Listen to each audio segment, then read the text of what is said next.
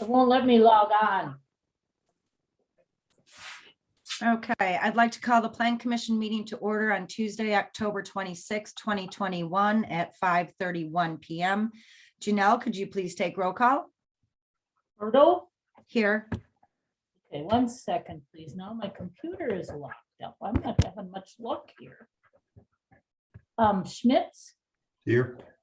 Gretzmacher, Here. is Bell here yet?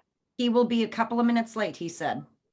Okay, Shumway, Not yet. okay. Who are we missing? Who am I missing? Zashki, Here.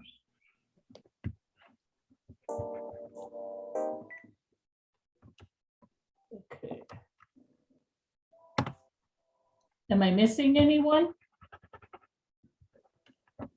I don't know. I wasn't really paying attention, Janelle. Oh, okay. Now it came Okay, we'll back. just move Sorry. on then. Okay, Okay. I think I got everybody. We'll just wait till Nate gets here for what time he comes.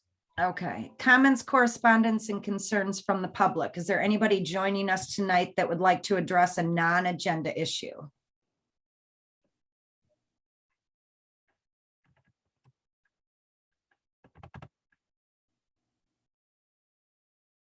Okay, hearing none. Did we have any correspondence, Janelle?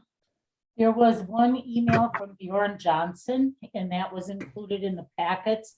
In his email, Mr. Johnson requests that the Plan Commission consider having discussion regarding amendment of the zoning code in such fashion that assembly halls are considered a conditional use in the B3 district.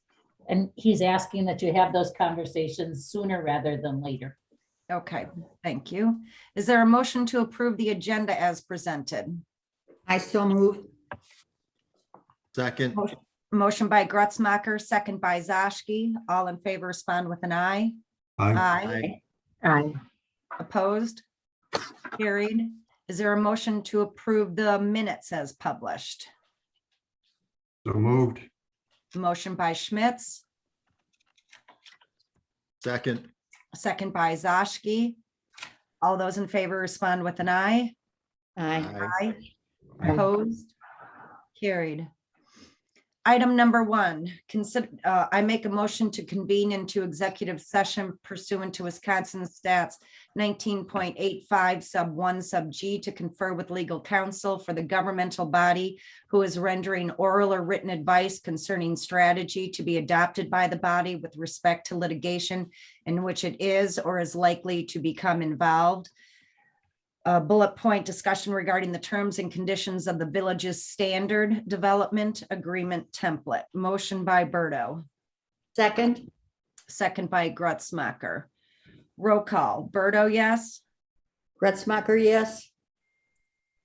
Schmitz, yes. Shumway, yes. Zashki, yes. Okay, we are now enclosed at 5:34.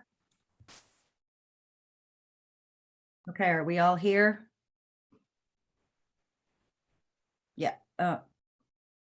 No, where's Marge? I closed her room, so she should be here. Or She she, might have hit leave meeting instead of leave room. She might have.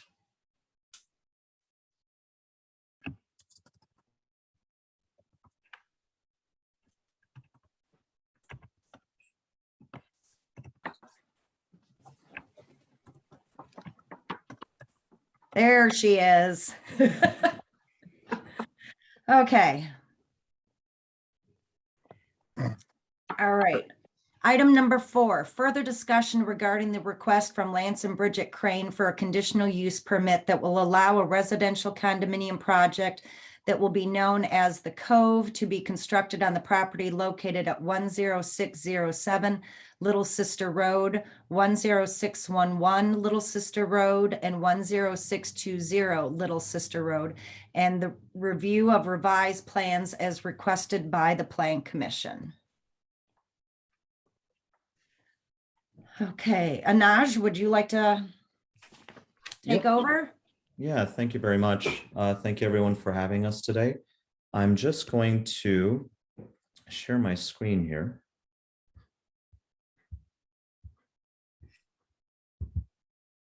And let me know if everyone can see that.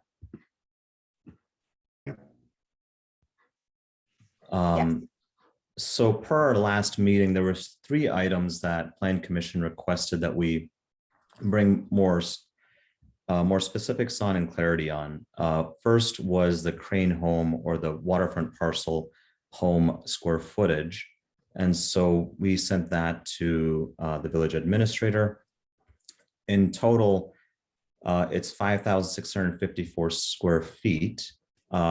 This is similar to what we had before, except that we also gave you the square footage of this lower level storage and the garage. That's the information I was looking for. Thank you. Okay.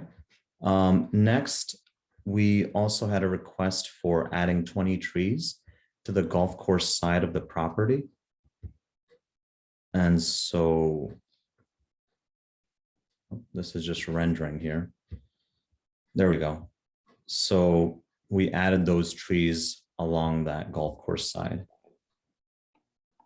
Excellent.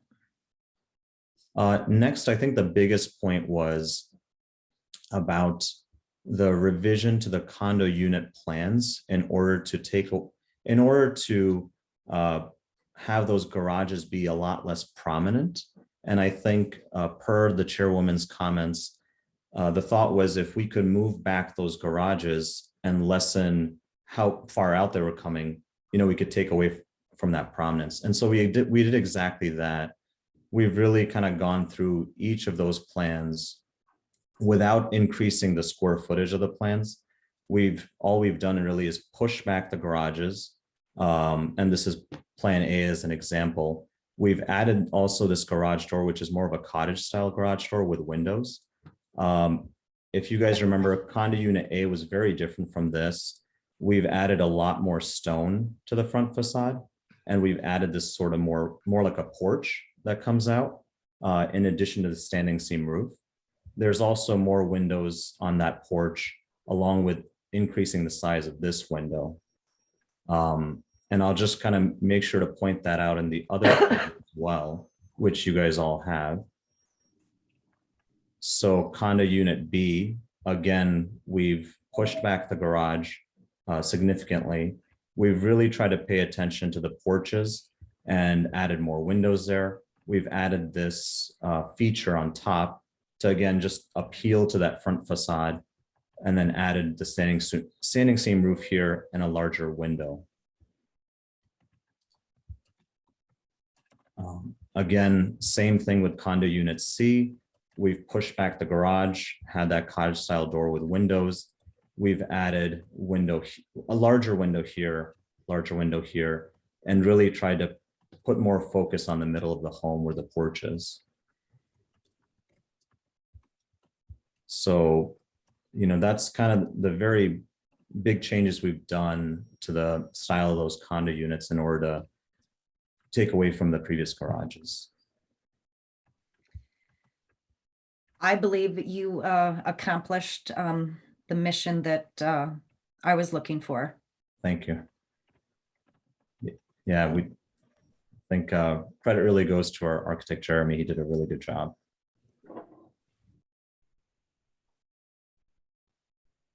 I think those were the 3 things with regards to revised plans that were requested. Okay. Does the Plan Commission have any other questions or comments on what we had requested and what has been presented this evening? I like the new plans. Big improvement. Thank you.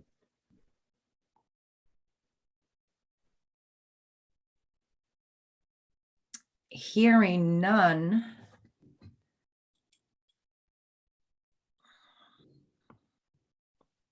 Janelle, do you have a motion written?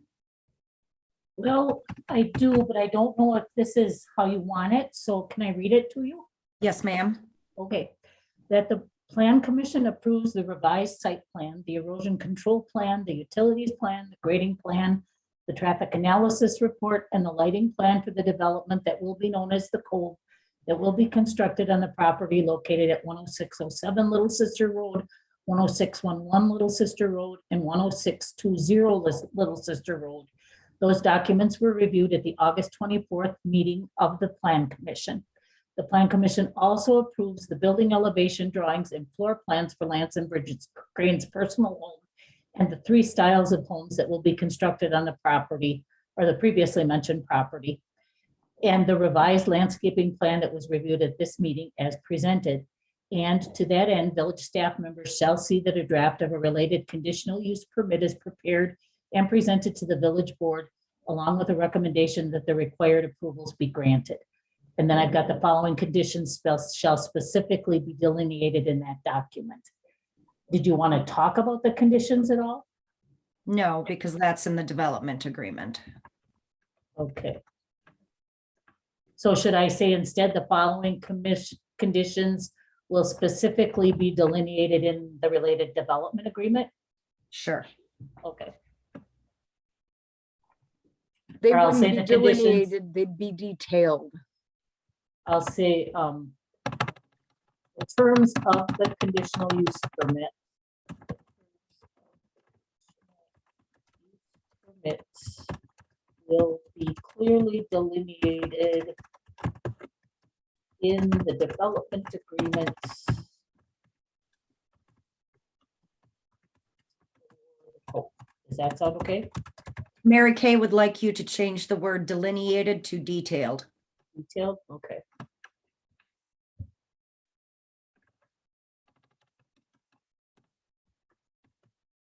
Okay,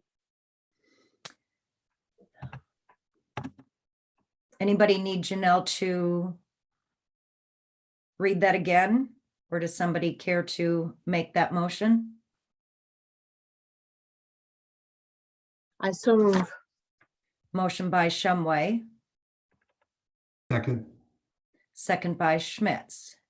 Any further discussion? All those in favor respond with an aye. Aye. Aye. Opposed? Motion carried.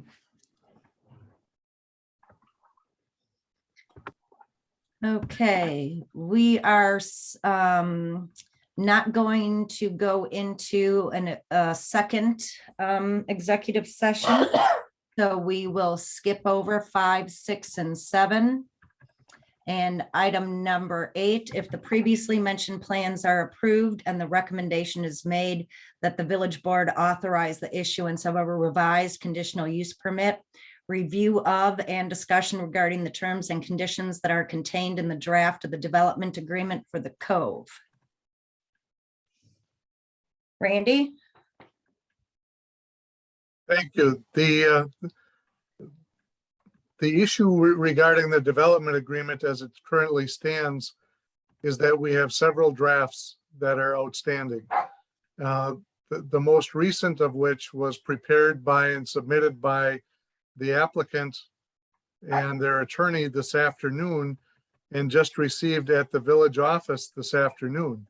And in light of that late receipt of the development agreement, it's my understanding that several of the plan commissioners have not had any time to go over that, as it was really untimely, and they just don't have an opportunity or have not had an opportunity to consider what's in the new draft and how that differs from the prior drafts. So I anticipate there will be a motion from the plan commission to table consideration of the development agreement in light of the late receipt of documents. Motion to table agenda number 8 due to late delivery of documents. Second, Motion by Bell, second by Gretzmacher. Any further discussion for the plan commission? Any agenda item has always had to be presented 2 weeks prior to get on the agenda unless there was an emergency. So All those in favor respond with an aye. Aye. Aye. Opposed? Can I Motion make one, carried. can I make one comment? Who's speaking? This is Lance Crane. Sure. The document that was in the packet from whatever it was, 2 or 3 weeks ago, was pretty much as it is. All Tyler was doing is between that point and today, there were a couple little changes from the village that had, I think actually from the chairwoman. And so he was just trying to get a clean copy. And there's just a couple issues we wanted to discuss. So, what was in the packet is probably 99% or 95% of what you got today. So all Tyler was trying to do in sending that over, and Tyler, correct me if I'm wrong, but what you're just trying to make sure that we had, recognized some of the recent changes over the last couple of weeks. Yeah, Lance, I can say that was just the document I sent today was just a cleanup of everything we had crossed out and discussed. And, I'd just like to say we're a little disappointed because, we sent this development agreement as it is on October 2nd to village staff. And that was well over 2 weeks ago. And the attorney had not received that until October 14th, when I sent it to him again to confirm he received it. We agreed to every change in his letter. On October 20th, we received comments on the development agreement, which was in between the 2 weeks. And we were told that the negotiations are over by the village attorney and that we would be discussing these tonight. So it's a little shocking to us that, we're not ready to move forward with this agreement, which has basically been in place since October 2nd. We sent it to village staff and we don't know the reason why we're tabling it tonight. We just have 1 or 2 issues left to talk about, it seems. We have agreed to all the village's changes that they requested in their letter. Okay.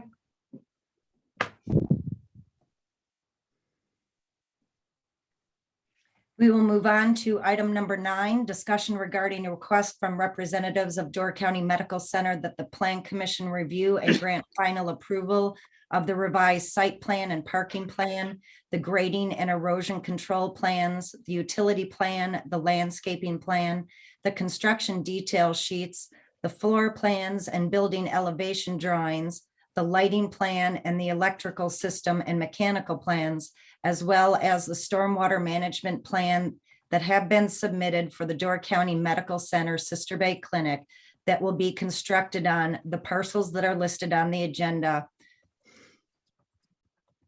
I'm not reading them all. So is there somebody from the clinic that would like to take over the presentation? Hi all, this is Andy Starr from Door County Medical Center. I'm joined on the call tonight by our teammates at Grafe, Bolt Can we see you, Construction, Andy? and sure, just a second, sorry.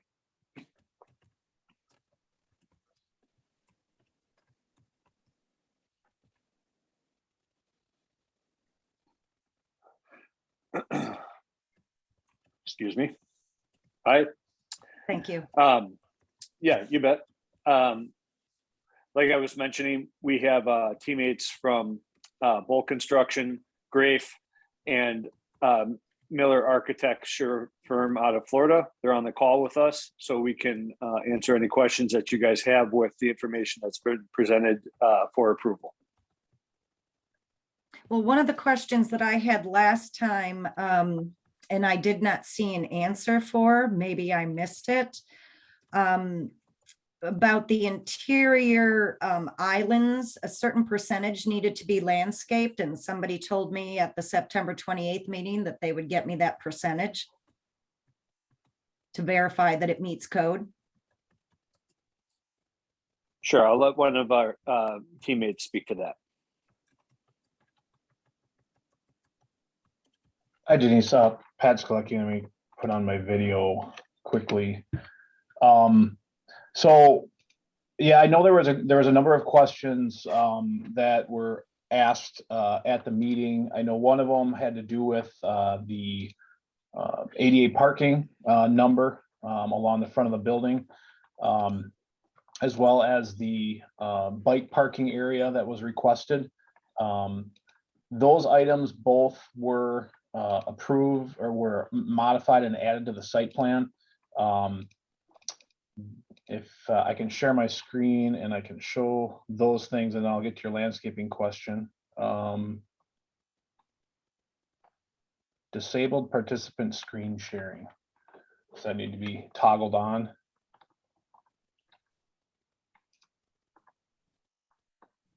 Heidi, Sorry, I should have it now. Go ahead and try again. Okay.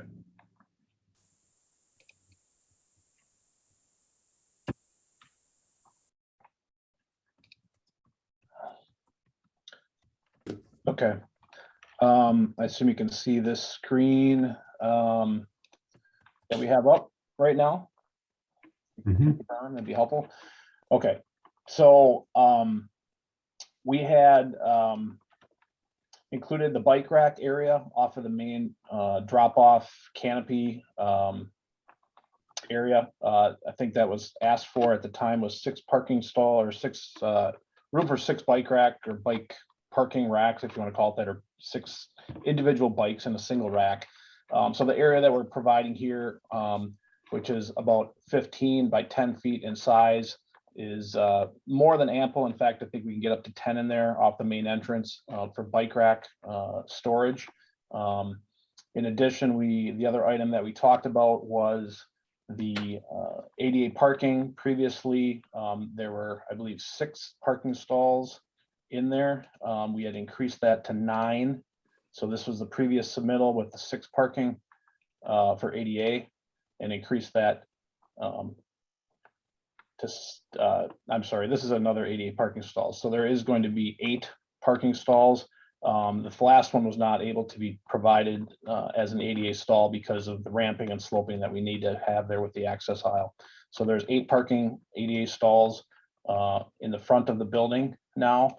I apologize, Denise, I don't recall, and as far as the follow-up needing that interior island, I know we did have the architectural drawings on that previous set. I think we just sent the updated ones. I'm going to just skip to that. Did have the overall landscaping count in it. I believe that was in the document we sent, but not on the drawings. Are you looking for that to be included on the drawings themselves? I'm just looking at the percentage to know that what those interior islands encompass.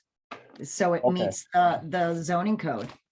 Okay, we did talk about this. I mean, we do have multiple small ones and then the large one. I think what we had talked about at the time, at least my recollection from my notes, was that, that there was enough with that large island because it is interior to the pavement area that would adequate, but we can definitely give you that final detailed number. And I didn't know that was a request that wasn't itemized when we had seen the response from Bo.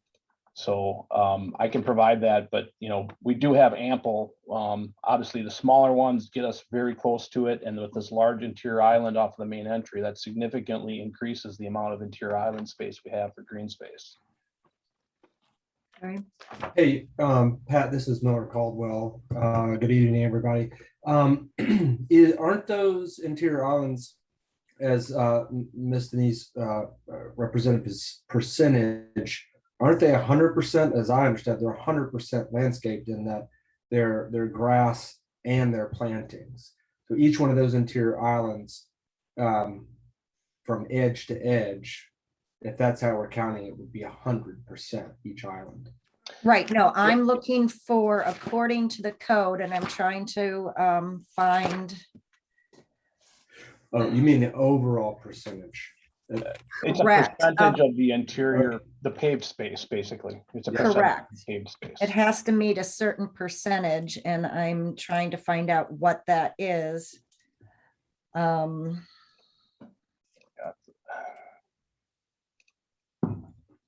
I seem to recall us actually discussing this and it being not an issue from our last meeting.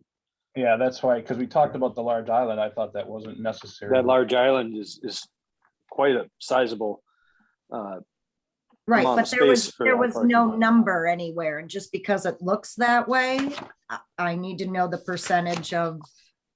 What is the requirement? I'm trying to Well, find it. Highway 57 is also a scenic byway. So I was wondering if that trumped anything with the village. Probably not, but I would imagine that, scenic byway would conform with village standards.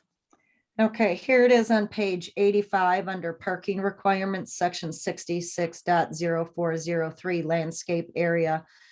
All off-street parking lots which serve 4 vehicles or more and are created or extended subsequent to the adoption of this chapter shall provide accessory landscaped areas, which may be landscape islands, landscape peninsulas, not less than 5% of the surfaced area. So I just need the calculation. How much is all your parking in your driveway, and how much is the islands and the big landscape area at the entry? Okay, I'm looking at my notes. I thought is it 5%? Because my notes say 2.5% of the paved area. And that we had with the small islands, it's 1,640 square feet. With the large island alone is 4,622 square feet. So we are at 6,262 square feet of landscape island. The paved area is 66,321 square feet. So the total percentage of landscaping within the parking lot is 9.4%. Perfect. Thank you. Thank you. Apologize. I found those in my notes, but I knew I had it somewhere, but I apologize for not getting on the plan. But yeah, we are significantly over. And as I said, to get to that 2.5%, which is what I noted, was 1,658. So we almost are there with just the small islands, and the Sure. large island is over 4,000. So it alone would cover that number. So Sure. Thank you. So again, just to recap, the really only changes we made to the site plan as previously submitted were the inclusion of the bike racks, and I'm moving around here a little bit again. So we're inclusion of the bike racks adjacent to the main entrance, and the addition of an additional 2 ADA stalls in that front park loading area with the flush mounted curb and ramp, and then accessible entrance access route to the front entry. The rest of the site is essentially identical from the previous approval in September, whether it be utilities, stormwater, plantings, or access points. So let me get back to this one. This is the general overall. So I'm open up for more questions. I did find these notes, so if there is more, please ask away. So how many lamp posts do you have in the parking lot and around the circle? So these are indicated by these symbols on the drawings. There's 3 of them in this double loaded parking bay, 3 here as well in the second double loaded parking bay. And then we have 2 pole lights in the easterly double loaded parking bay against the building. Jim, I don't know, is there, as far as exterior lighting on the building, but as far as pole lights, those are the only ones on there. There's 8 of them in total.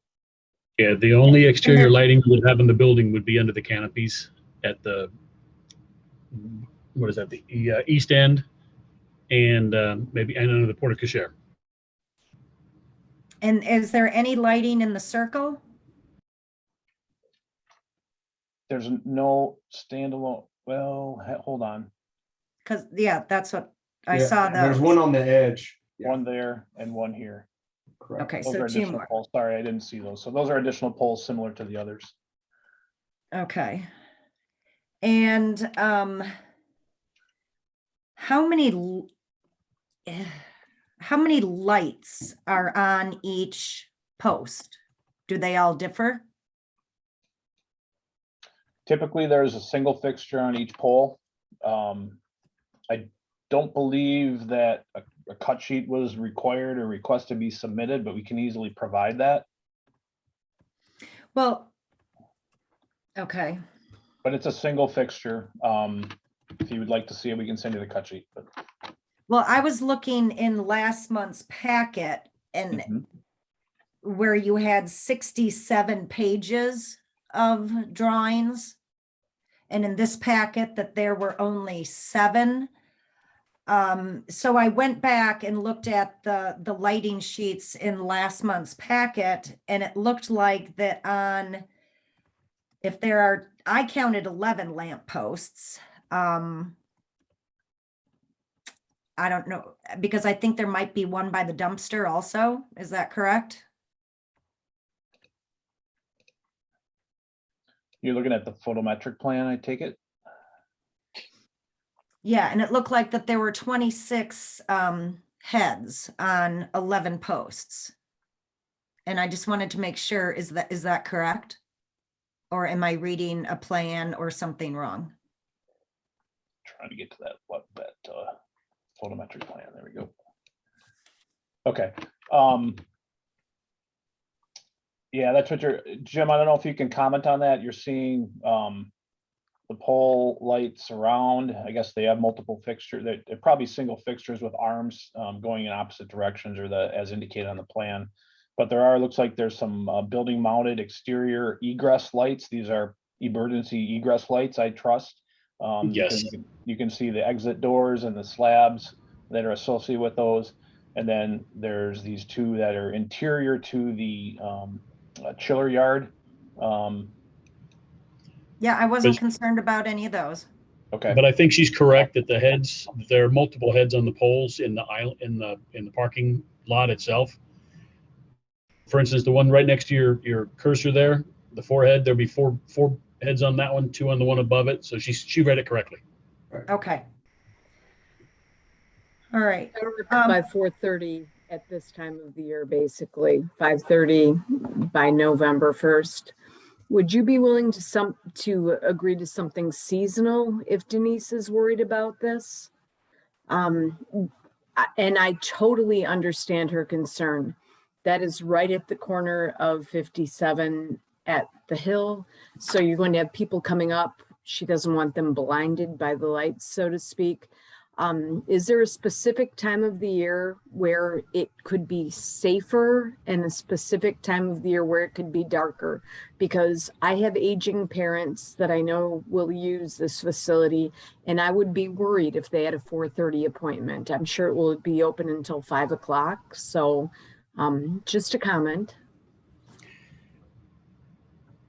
This is Jim Caperton. As I understand it, and unfortunately I'm not the expert on the lights, but the lights will be at 50% illumination until a motion sensor's triggered, and then they will go to full illumination. So they are energy saving, even though they're LED fixtures, but they are, we'll call them dimmable, because they will reduce in brightness when there's nobody in the parking lot, to do exactly what you were mentioning, to keep people from being blinded as they're coming up the hill. But when there's somebody in the parking lot, they will go to full luminance and provide the safety and security that's needed. And I brought this up, just didn't go into a lot of detail with you at that time. And you said that it was for security purposes.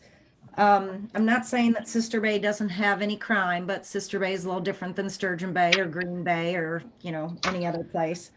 And I think because of the design of the poles only being 20 feet high, which I think is great, because I had issue with the scanned lighting that was over somewhere between 30 and 35. What I'm mostly concerned about is that all of those lights will be at 50% power when closed. And it's just, even though it's downlit, even though it's night sky compliant, it's just simply light all night long. And Denise, Sister Bay's hometown pharmacy was robbed twice in the past 18 months for for drugs. Will there be medicine on site? Of course. Yeah, yes, there'll be a Yes. pharmacy there. Yes. So I'm just wondering if we can reduce, if there's a way to reduce some, whether it's the parking island that's closest to Canterbury, that's the farthest from the building. Could those just go off? Could you leave the other ones on? I'm asking what could be done, what you might be willing to do. I understand security issues. I'm not asking them to, to black out the whole parking lot and only have lights on the building. But is there some compromise that you think that we could come to? Oh, I'm sure that there's some compromise that we can come to. Absolutely. It's just, let me talk to the electrical engineers and get their feedback as to what would be the most effective way to meet your request. Well, and this is Miller, and I want Andy to weigh in also as to what DCMC would be willing to do as it relates to security. But there's always options as to how that can be addressed, and I'm sure that Grafe and we can do a quick study for light pollution, which is ultimately what you're concerned about. It's not even light pollution, because looking at your plan, I mean, there's not going to be light trespass. It's just a very large area that is going to be lit all the time. That's all. I'm just I can appreciate the light issues. I feel like the style lights and the fact that they're going to 50% when there is no traffic around, 30% of these lights are blocked by the building, and there is no set standard for this. If there was, we would just ask to meet that. So okay.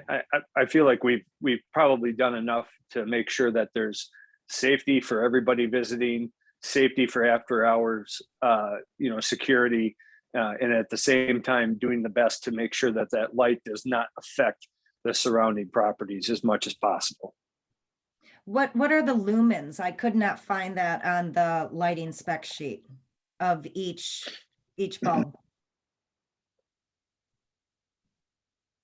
Is there a requirement for the amount of lumens? No, but if you tell me what the lumens are, I will have certainly a better understanding of the light output that they're giving. The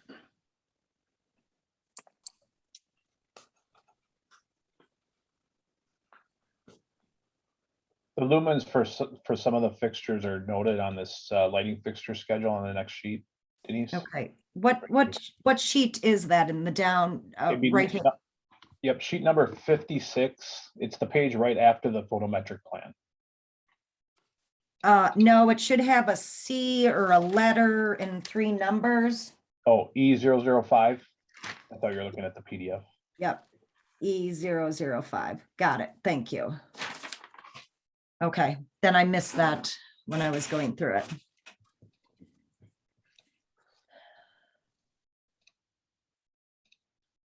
So it looks like the brightest one is 12,412 lumens. Correct. All the pole lighting is 12,412 lumens. Okay. For the fixture. I guess the question I would have about it is that 50%, is that an adjustable percentage? Could you make that 40% or 30%, or is that hard coded into the solid state driver on it? Typically, that's the fixture has some limitations on what it can do. It's not entirely programmable to as selected. There's certain levels. It depends on the fixture. I think the electrical, we'd have to get you more detail on that, but typically they do have limitations on what the levels of fluctuation they can do for their output. Sure, I mean, you can only reduce it LED so much before it just doesn't function right. It's got to have a sufficient load on there for the power supplies to work right. Yeah, those LEDs don't dim like a regular light bulb would. LEDs are regular light bulbs now. Come on. All the other light bulbs, like an old inefficient light bulb. How about that? Yes, I like it a lot better.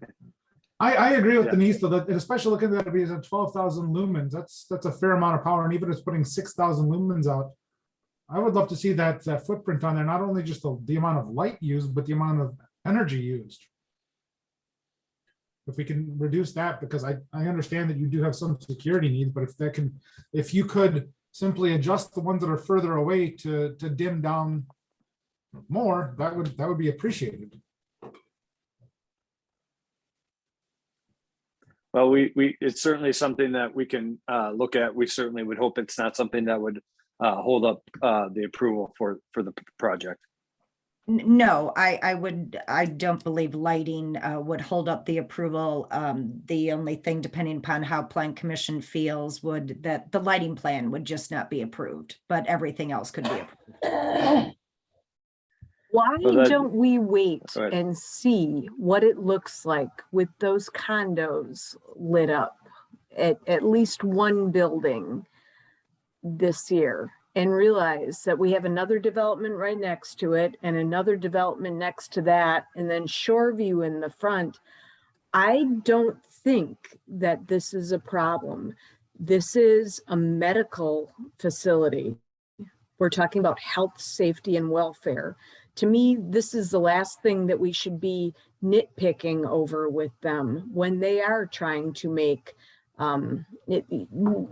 where I'm trying to go with this is that whole area is going to be very lit up differently than it is right now. So I truly think that perhaps we're focusing on the wrong things when other lighting plans in the area have already been approved.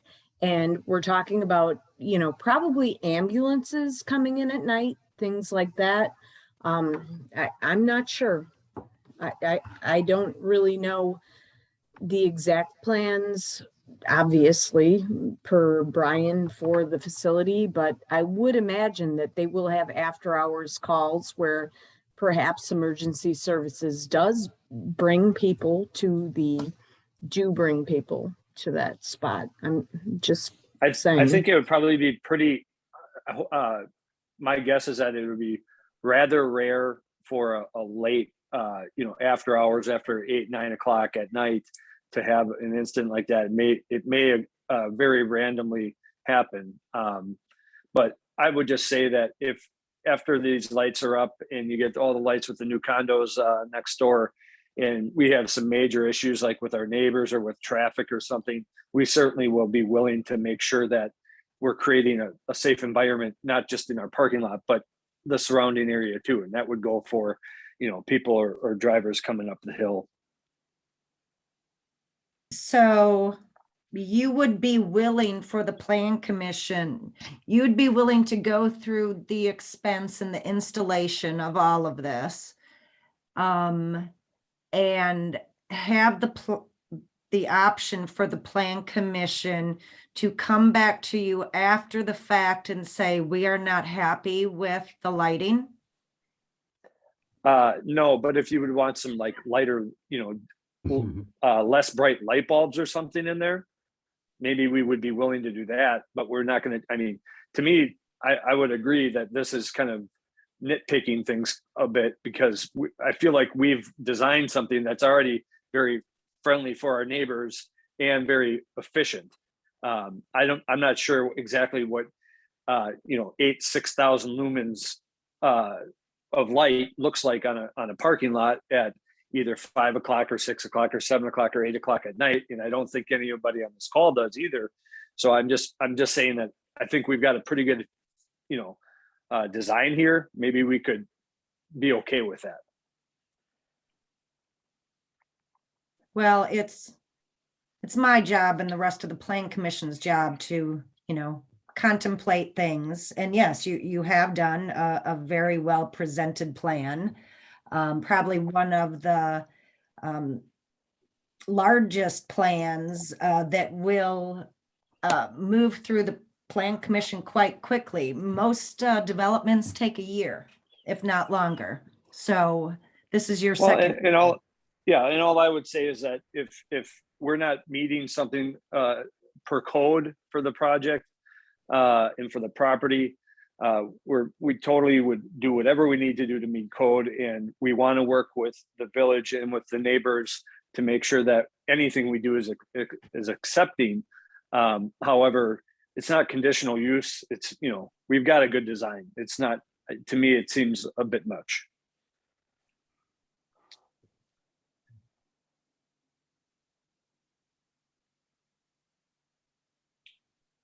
So Denise, do you want to talk about the lack of the sidewalk? That's in my notes. The only question that, when I brought that up, last month, and I can't remember if it was Brian or who had asked that if we could not implement that now, and that they would be willing to, do what Sturgeon Bay did, Around our that- campus? pardon? Around our campus. Brian had talked about the sidewalks we put in around the Sturgeon Bay facility.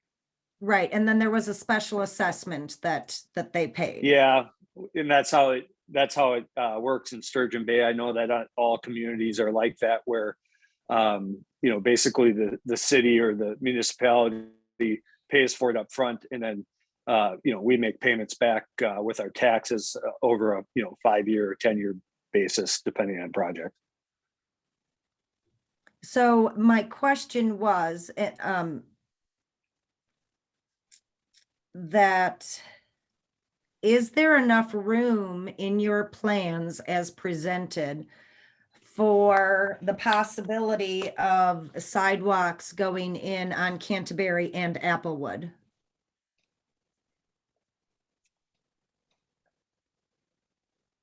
There is certainly precedence for this.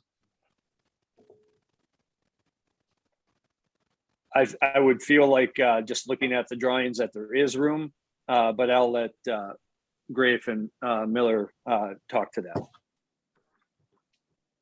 Yeah, and as we had talked about last time, as you can see, we are showing the sidewalk and the curb along State Highway 57 as required. And you're also seeing, as I indicated, the curb and gutter. And right now, there's a fair slope with the ditch, as you all know, that there is drainage and ditching in that area.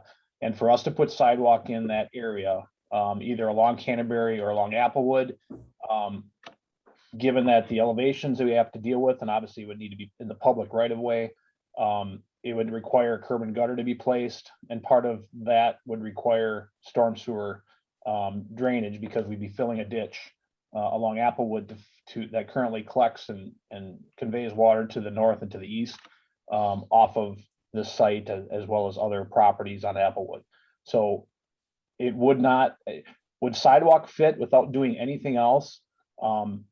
Likely, in fact, it will not fit on Applewood without doing something with the storm sewer for sure.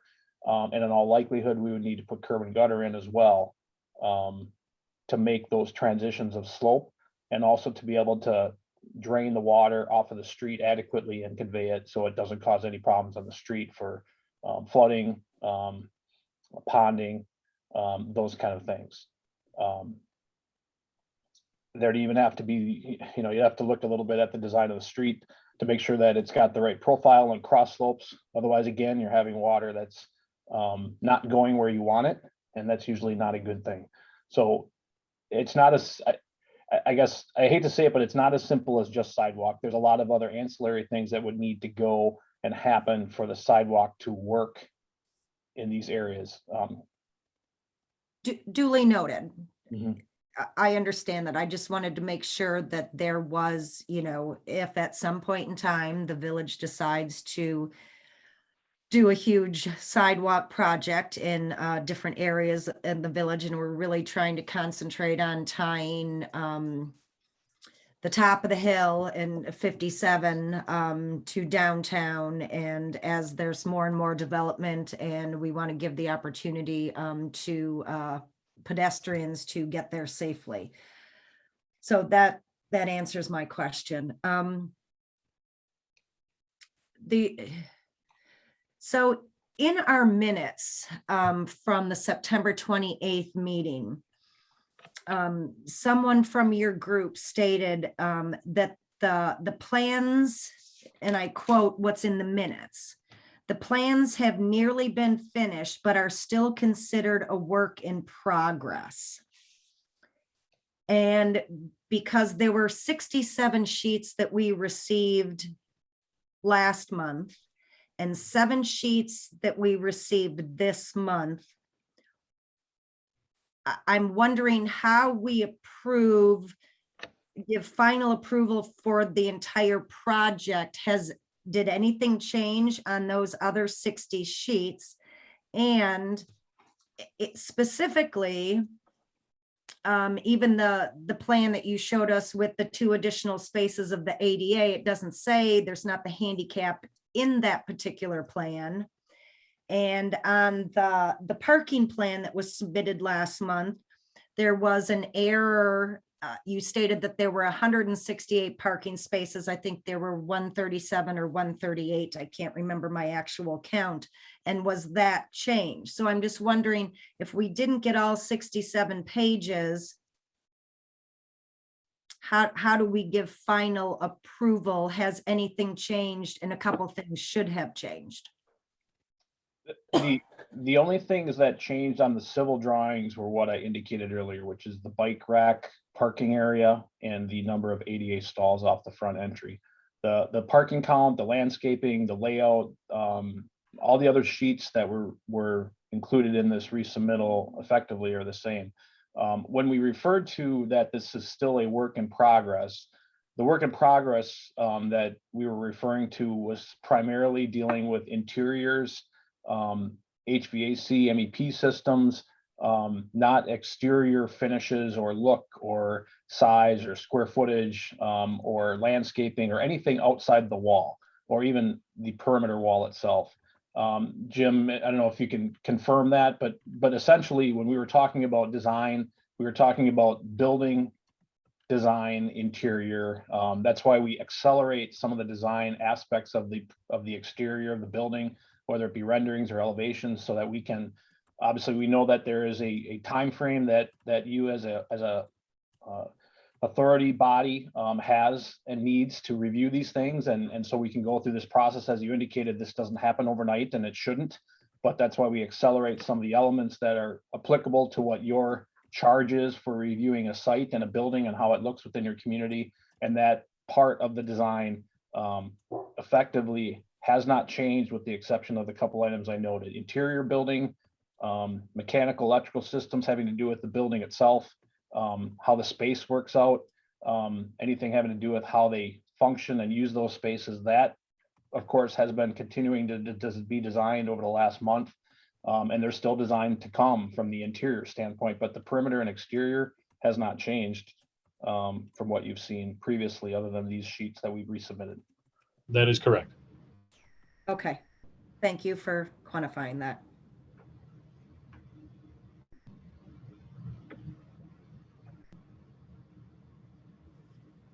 The height requirement still has not been adopted in the code. Hopefully that's coming in November or December. So does anybody else have any other questions or comments? I'm good.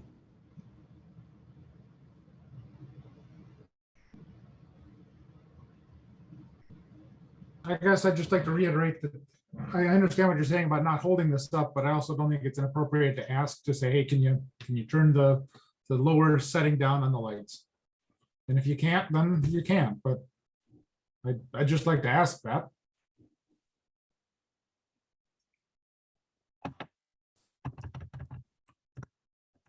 I think, as I mentioned earlier, we'll certainly do what, if those lights are causing a nuisance and we have the capabilities electronically to dim them further than 50%, we can certainly look at that. If the controls that we have selected aren't able to do, to get less than 50%, then I feel like we're trying our best anyway. Okay, and I would say even before there's concern, they're out there, just start them out.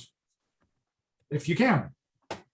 But I hear what you're saying, it's a little nitpicky, but also if we don't ask for things, if I didn't ask for bike racks, there wouldn't be bike racks. And by the way, those bike racks are wonderfully placed. I'm glad to see they're next to the building, well lit, and not tucked away back in the corner like happens frequently.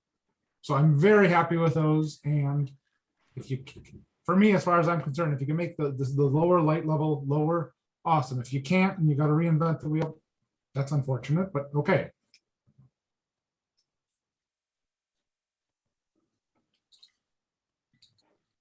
Like to see sidewalk, curb and gutter on Canterbury.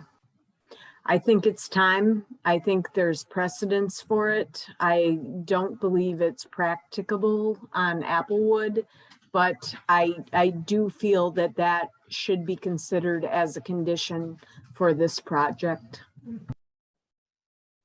It's not a conditional use, Mary Kay. Understood. Nothing in the B districts is a conditional use that has been proposed. Yet others have been forced to put in curb, gutter, and sidewalk, including buying property for same. There is precedence for the village for this.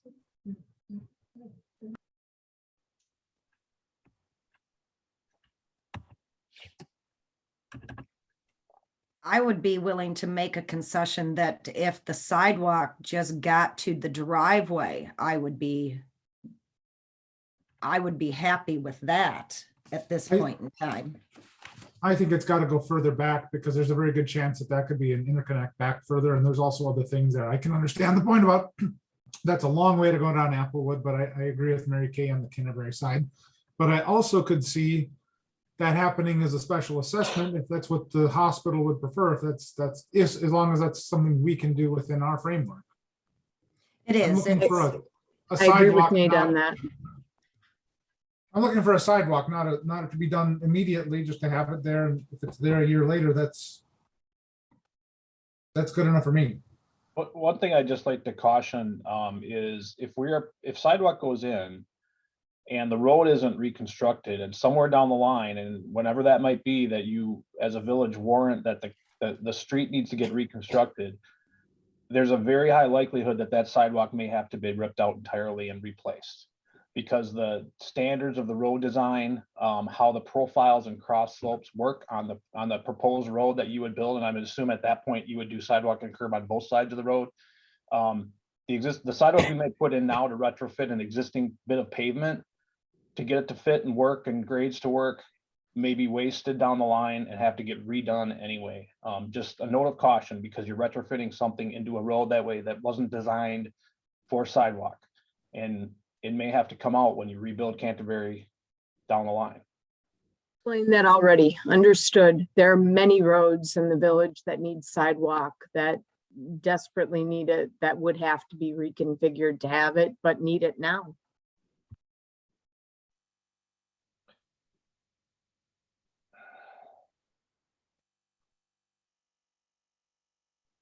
Denise, is that within our, is that something the village typically has done? Is done an Yeah. assessment like that? So Yes.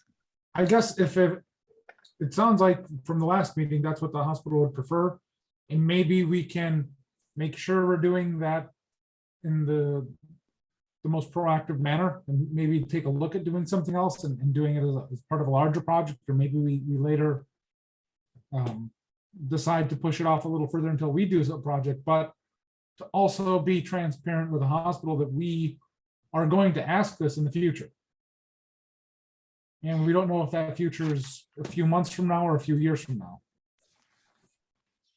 The hospital will be more than willing to discuss making that improvement. If you're going to do something along the road, I think it's really silly to try to do it separately. But no, I mean, as a matter of fact, I would believe it's within the village's right to just say we're putting a sidewalk in there and do a special assessment for it. I know it's I mean, I just want to make sure it's something that the village has done in the past. It's not something I've been part of. I don't need to. That was really a question for Denise on there. And I guess it's just letting you know that this is something we're looking down the line at, and I hear your other concerns. Yeah, I think as Brian had said last meeting, I mean, if it's something that makes sense in the future here, we certainly look at utilizing it or, assisting in that project. The fact of the matter is that we have employees in Sturgeon Bay that use the sidewalks every day as a walking loop, and this could certainly be something that would be used the same way by our employees too. So we're more than willing to discuss that as far as a special assessment down the road. I would point out that it's a transportation issue, hopefully, because there should be people living within distance that could walk to it, that maybe one or two people, cross my fingers, that would be working there, that would live in the village and would be accessible from there. So I would, every time this comes up, that's not just you, Andy, that's something that comes up there, that it's a transportation issue too, because we have just accepted that cars are the only way to get around anywhere up here. So that's one of the reasons why I have some particularly strong feelings on it.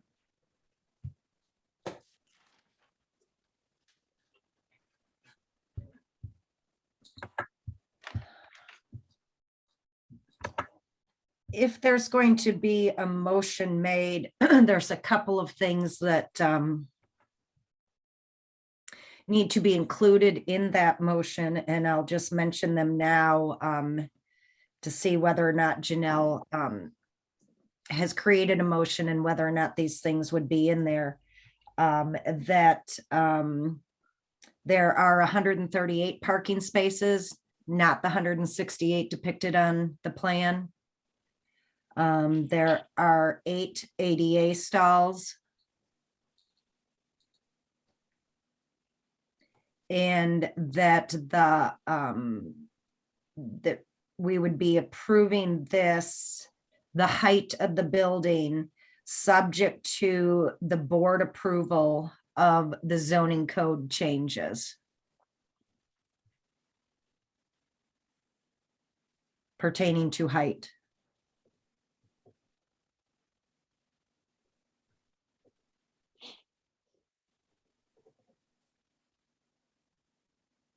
And I'll make a comment on height.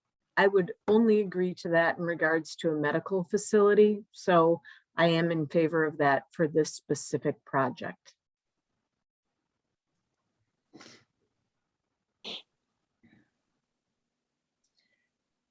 I like the project. I think you've done a lot of homework.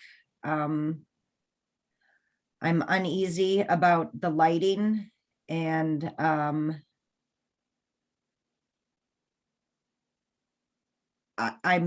I may vote no on the lighting plan. So anybody else have anything else to say? No. Janelle, do you have something compiled? Okay, that the Plan Commission approves the revised site plan and parking plan that were reviewed at this meeting. Those plans indicate that there will be 138 parking spaces and 8 ADA parking stalls. Let's see here. As well as the grading and erosion control plans, the utility plan, the landscaping plan, the construction detail sheets, the floor plans and building elevation drawings, the lighting plan, and the electrical system and mechanical plans, as well as the stormwater management plan that were reviewed at the September 28th, 2021 meeting of the Plan Commission. Those plans pertain to the Door County Medical Center Sister Bay Clinic that will be constructed on parcel 181. Well, I won't say all the parcel numbers. And okay. And further, the proposed height of the building will be subject to the village board approving the zoning code amendments that will be addressed later on in this meeting.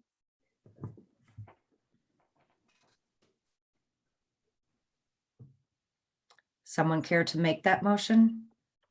So moved. Motion by Zashki. Oh, sorry. I'm sorry, was there a second? Yeah, so you did include the lighting plan in that motion? I heard it. Yep.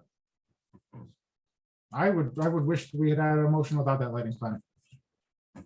I'll second the motion on hand, not for discussion right now.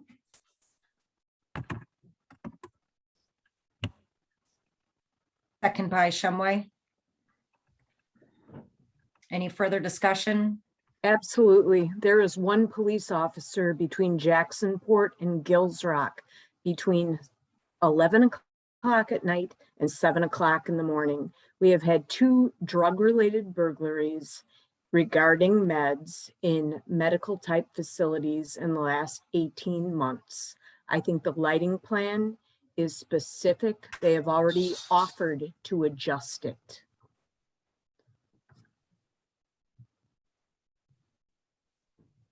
Anything, Light any doesn't other? prevent crime, Mary Kay. Lights do prevent crime, believe it or not.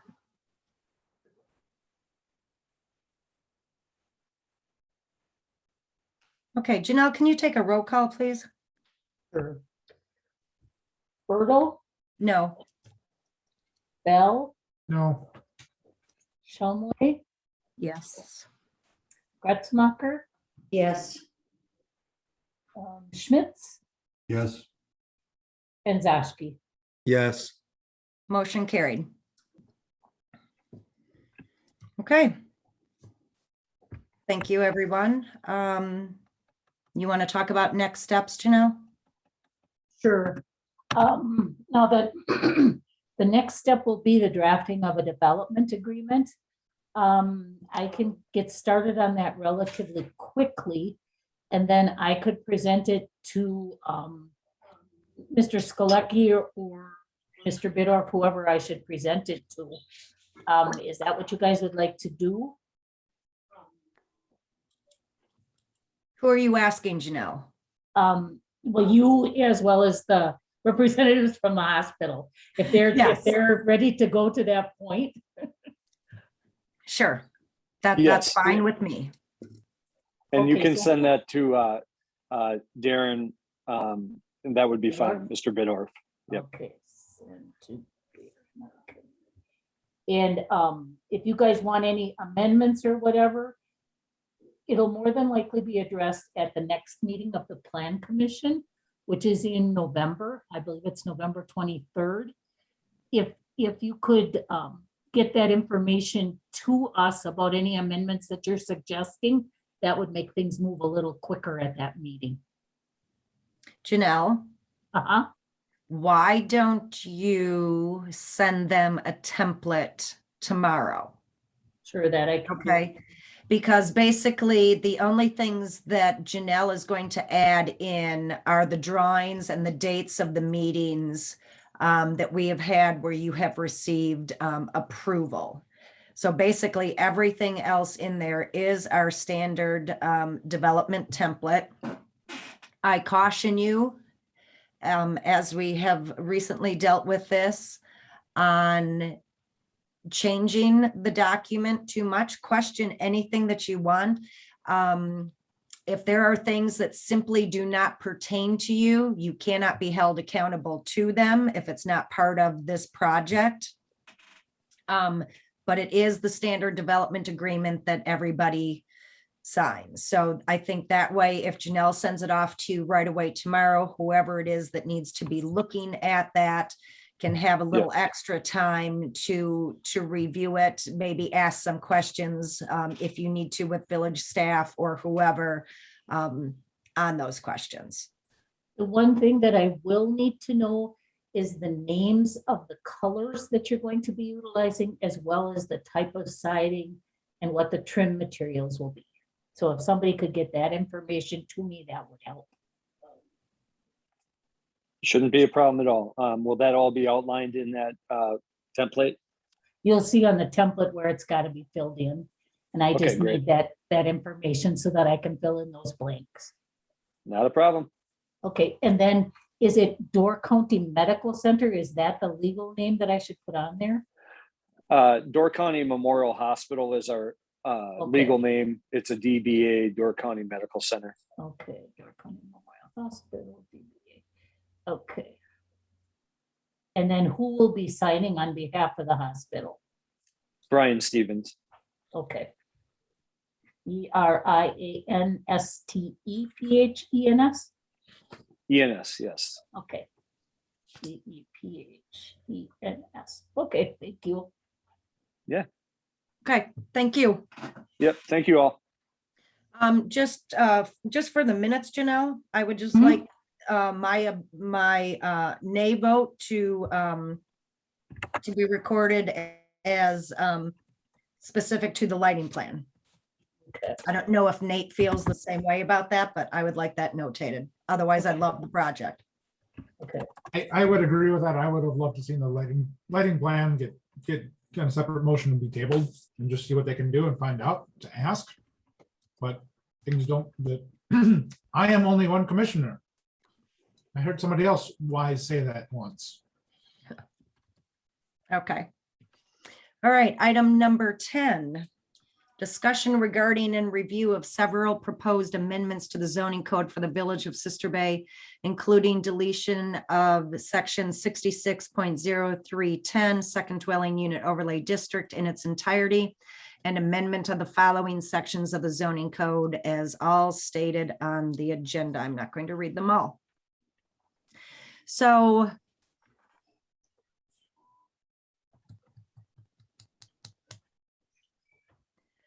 was this, Heidi, were you going to share the screen on this document at all? Or I guess, is there, looking for my hard copy here, are there questions, specific questions on any particular page that anybody has, that Janelle and I went through the document after our last meeting, made all the changes that were discussed?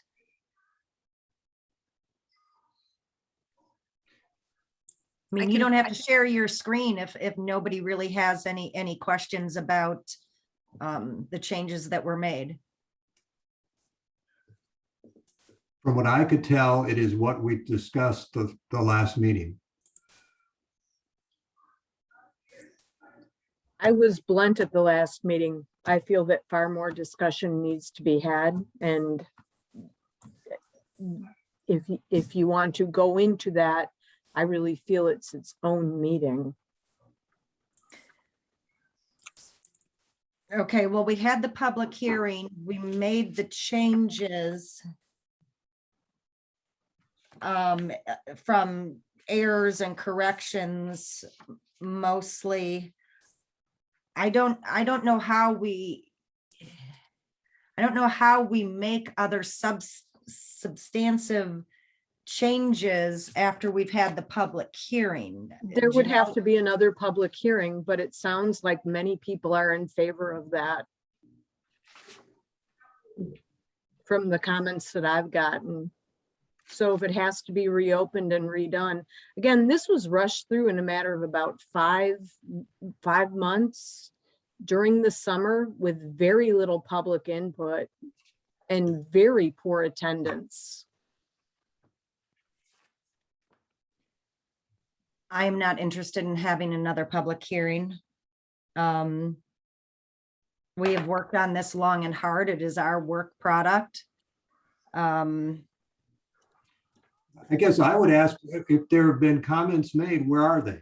And, you know, we have done all of these meetings in an open session.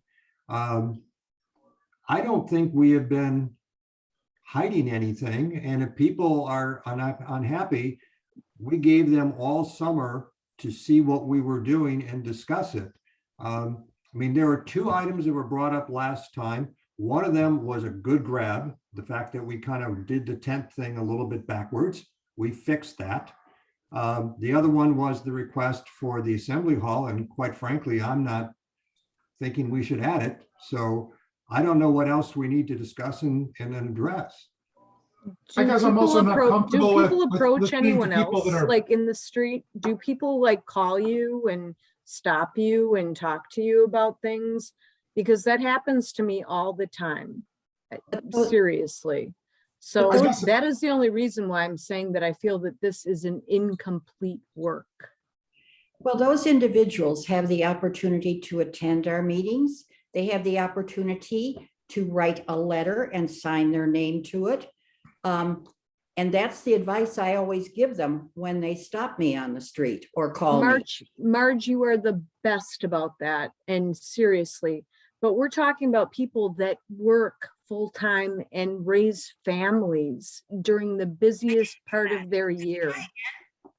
You know Mary that. Kay, I have 3 jobs. I work full-time. Denise, I hear you. I make the meetings. It's what your priorities are. And And not only that, but you can watch the video of it at any point in time if you cannot make the meeting. People do, and they I know. talk to me. And I understand that, but I guess I don't feel anybody is too busy to send an email. And well, you know. I just made that face because I could Oh, just go ahead. imagine trying to tell like somebody under the age of 35, send an email. Okay, It's then hard. send a They'd text. rather send a text. Then send a text. I They text all have. the time. I mean, Nate? I've never thought that that is something that I should compile. I always thought that this was a discussion in progress.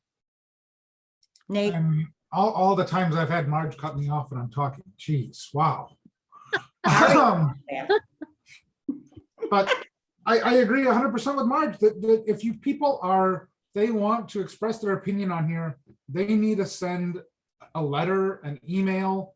They need to put their name to it, where if I go and talk to one of the commissioners, if somebody talks to me about it, I will certainly engage them on it, and I would love to.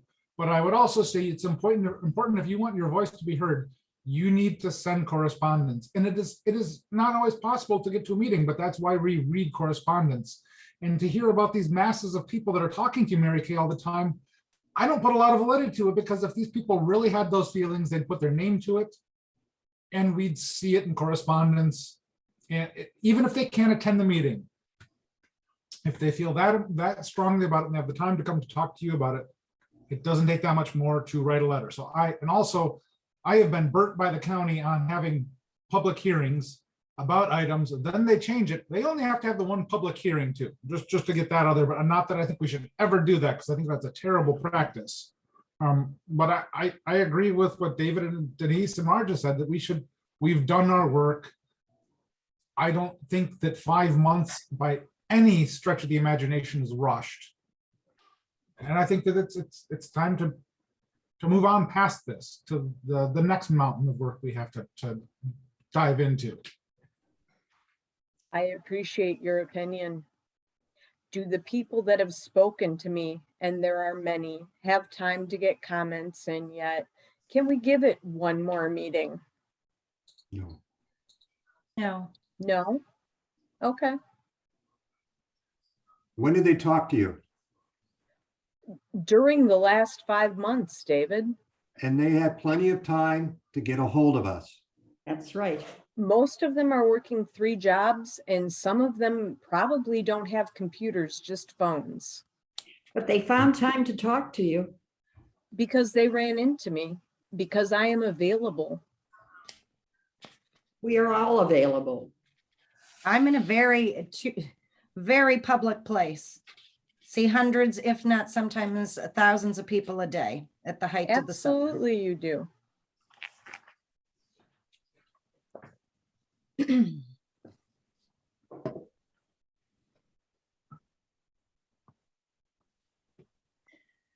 So Janelle,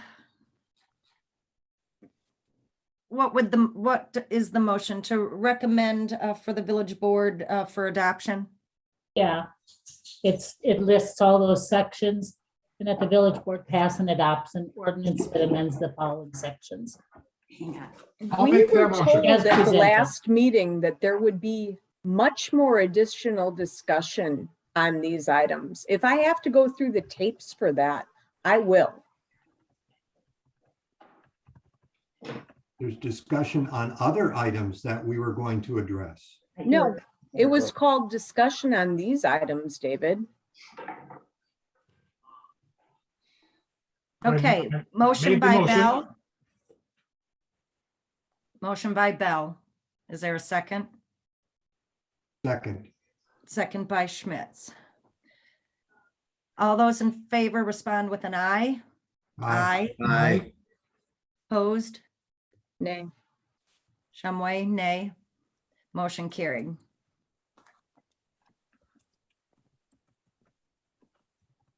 Item number 11, discussion regarding a request from the Sister Bay Historical Society that they be allowed to move the barn that was formerly located on the Little Sister Resort property to the corner of the past, which is located at 10310 Fieldcrest Road. I don't believe we have anybody here from the Historical Society. I had spoke to John Fletcher, the vice president of the Historical Society.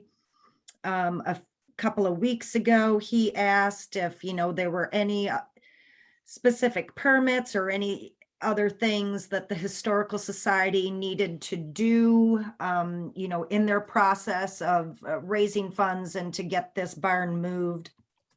And I said the only thing would be is just like I think at our last meeting or the one before, I can't remember, when Bob Jischke was here and we gave them permission to move 3 buildings onto the property.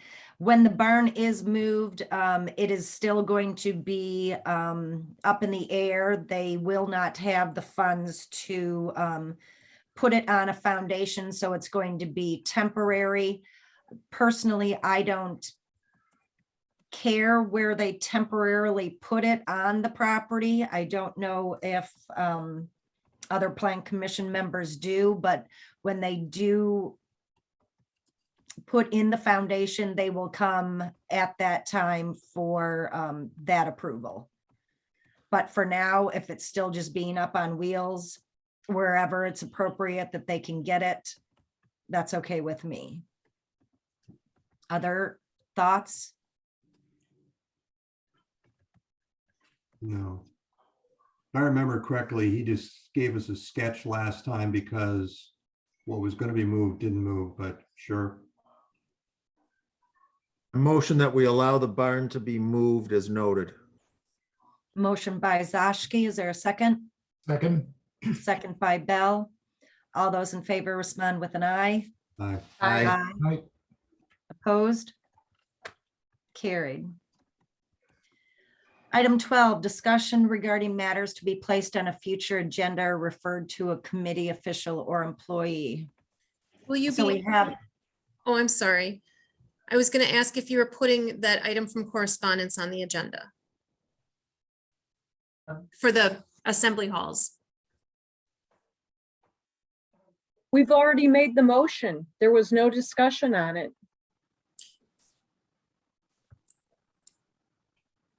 no, I am not. Denise, So we would this have be, to would Pardon? this be a time to maybe throw out there for November meeting talking about a zoning audit? Yes. Okay. Thank you, Nate.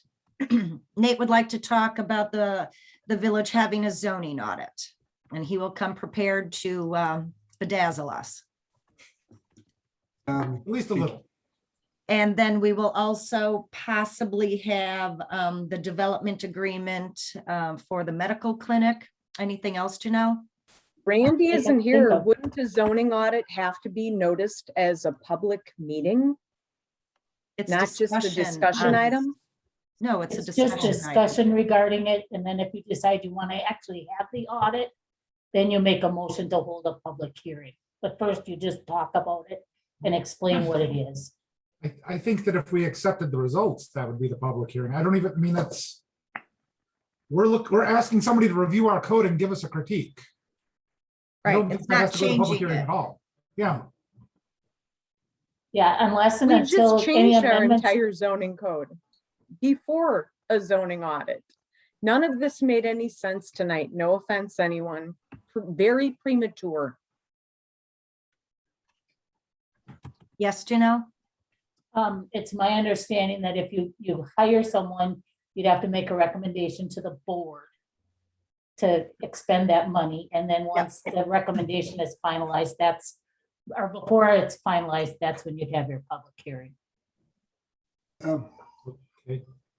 In terms of future items, who since we've twice now, 2 different times, talked about the issues on Canterbury and Applewood, what committee has to recommend that we try to figure out some way to connect that property to 57 or someplace? Is it us or is it Parks? It would start at Parks probably, David. Okay. And we have the Parks chair here. We're going to be talking about a lot of roads in the future with our new DPW, Dan Klansky. He's really doing a bang up job.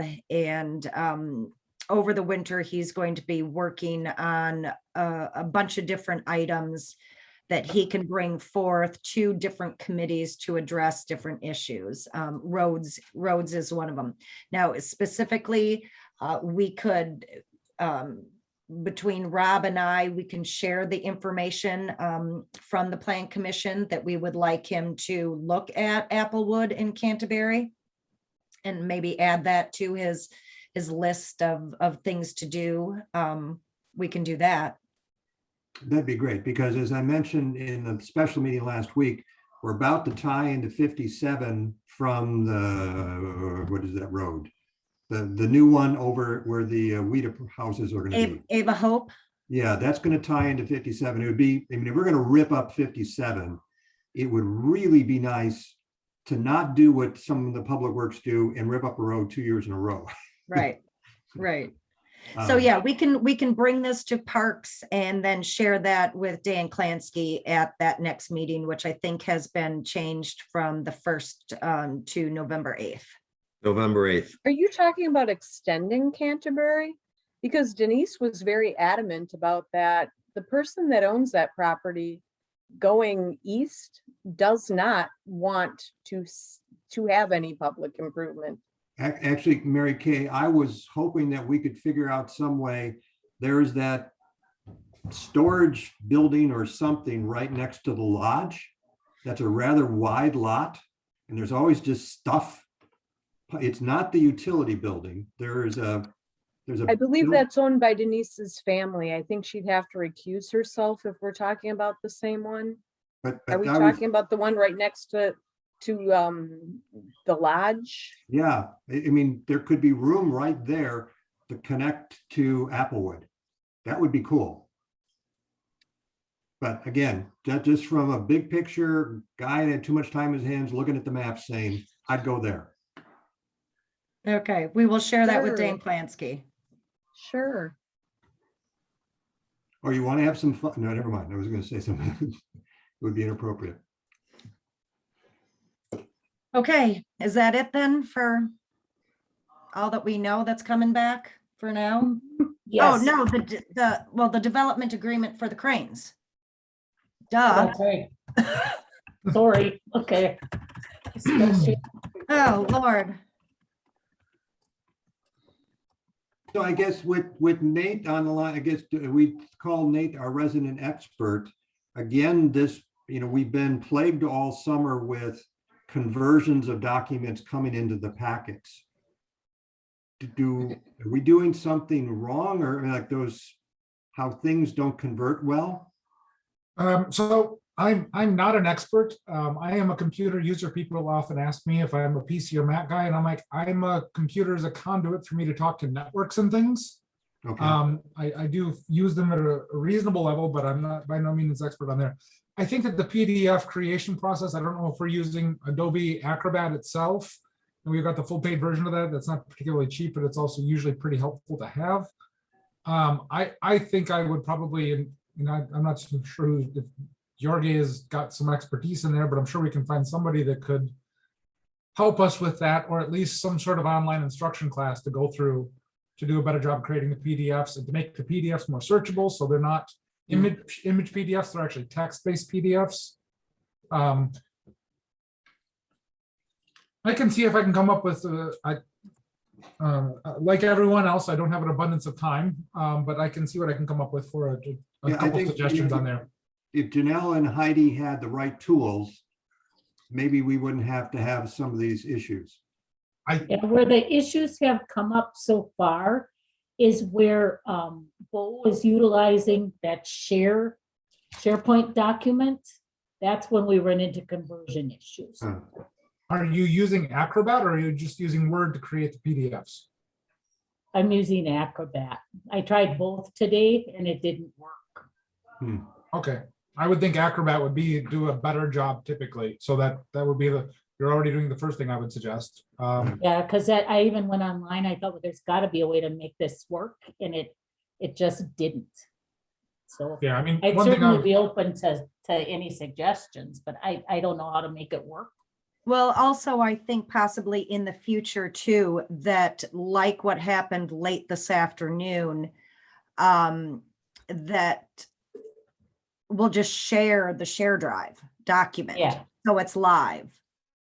Yeah. So all it is a link, and then you can see, and it's track changes. It's the same thing that we did, with all of the zoning code. I thought it worked really well. So we're just going to have to stick to that when we're editing documents and making a bunch of changes, etc. So I think that's how we can address that. Not that we can't look for other solutions also. Yeah, the only time that I found that there were issues with that is if we wanted to include a PDF in the packet, in the digital packet, because then it wouldn't convert properly. Got it. But there's really no requirement that you have to have everything that's in your packet on the intranet site. Okay. At 7:34, is there a motion to adjourn? So Sure. moved. Motion by Zashki, Second. second by Schmitz. All in favor, respond with an aye. Aye. Opposed? Carried. Thanks, everybody. The meeting went quicker than what I thought. Happy Halloween.